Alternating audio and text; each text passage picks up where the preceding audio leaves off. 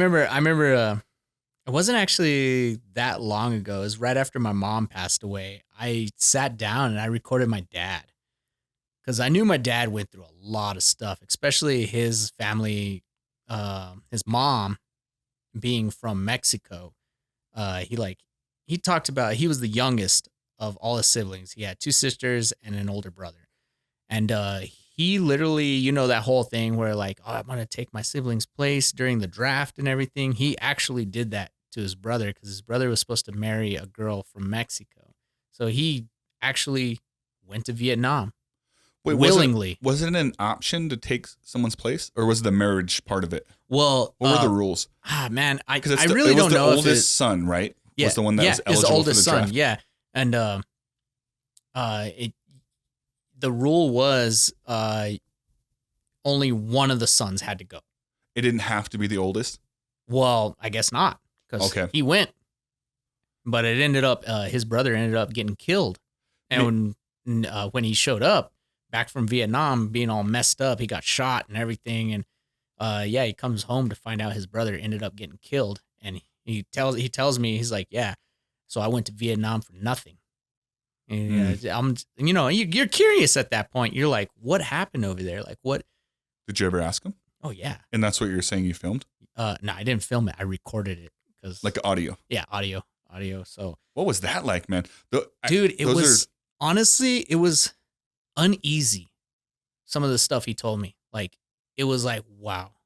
Like, I don't even think half the people in this nation can comprehend what some of those guys did or had happened to them. Or even witnessed in a lot of times. The witness part, yeah, a lot of people can comprehend that, but some of the choices they had to make, that's the kicker. That's the kicker. I'm incorporating that too, but sometimes the most traumatic things aren't what happened to you, but the people's reaction to what happened. So like witnessing someone have to make a decisive choice that we may not think is humane or maybe like outside the box.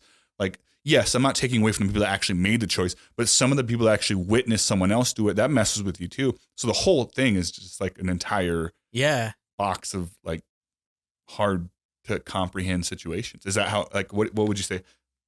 Talk about what you're comfortable with, but do you when you heard those stories, and you don't have to give me any of the stories, like, did it change your opinion of your dad? Yeah. Because honestly, when I was younger, I hated him. Okay. Like, I would do everything to disobey him, despise him. I even stole his truck once and went and raised hell in like several towns around Carrizozo. Like, there's Capitan, Ruidoso. Like, I took his truck everywhere. Like, I spent all night, and then by the time I got home, the sun was rising. I bet you had some other kid working your pedals, man. Yeah, his name was Teddy. I just picture you as like a serial pedal kidnapper. What do you want to do to me sexually, sir? Nothing. Just work these pedals. Just work these pedals. You swear I'll go home afterwards? Yes. I'm drunk and I'm trying to get home. Try to get home. I learned for the best. Everyone knows if you don't work the pedals, it doesn't count. I'm so sorry to ruin your story. I really was going to a serious spot. But when you said you stole his truck, I just pictured some dude working the pedals. It was me working the pedals. I had to find a driver, but I worked them pedals. So you didn't. I was pedaling. So you didn't have a good relationship with your dad to start with. No, none of us did really. Yeah. Yeah, it was a pretty shitty childhood experience, honestly. Yeah. Like, I didn't know it at the time, but like I would go over and stay with some of my friends and stuff. Like, have the sleepovers and everything when you're younger, and you're like, can I stay? I don't want to go back home. Like, it's one of those moments you're like, oh crap, man. Because sometimes he would just like have moments that would just trigger him so badly that it would just scare the shit out of you. You're like, what is he gonna do? Yeah. Yeah. So it was a weird thing. It felt normal to me and my brother. Because I grew up with my brother. My brother's 7 years older than me. Mm-hmm. And we have two half sisters on my dad's side, but they were already moved out by then. And it was just one of them strange experiences. But I remember there'd be times when I was a little kid and I'd go with him because he was a contractor. He would build houses. So I would go with him as a young kid to these sites, and I would just like play around until he was done for the day. Mm-hmm. He'd take me back home. But there was moments where it was just like shit would go awry, you know? Things would happen. Someone would come over. He'd get in a fight with his friend. I remember one time a recruiter came over and he was drunk and he pulled a pistol out on him right in front of us. Like a military recruit? Yeah. Yeah. He came over because I guess my brother, I don't know, something was going on. But yeah, he pulled a pistol out on this guy. And we're like, whoa, what's going on? And he like held the pistol until he got into his vehicle and drove away. Was it a lot of PTSD, do you think? I think so. I really do. I really do think so.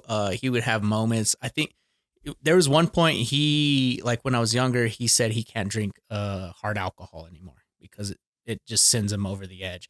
And when we take him to the like hospital or something, we tell him not to give him any kind of morphine or oxycodone or anything that would alter his mood because he'd flip out. Like he tore up a hospital room one time because they gave him morphine for a broken hand.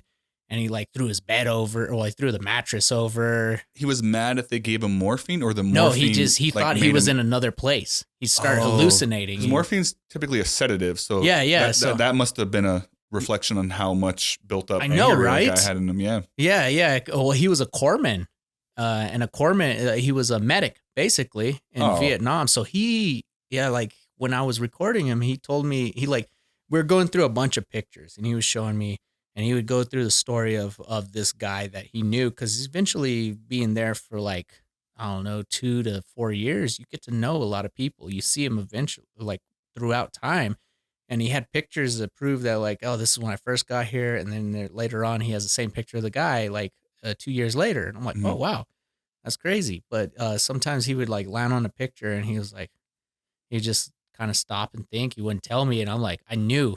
And he's like, he's not with us. And I'm like, I bet you he like saw something that just ruined him at that point. Cause you could tell like when he first got there, he was excited to tell me all this, like throughout this chronological photo album he had, he was like really excited. But as we got on, he got quieter, started piling up, quieter until he just started spilling these stories that I was just like, what are you like? Are you serious?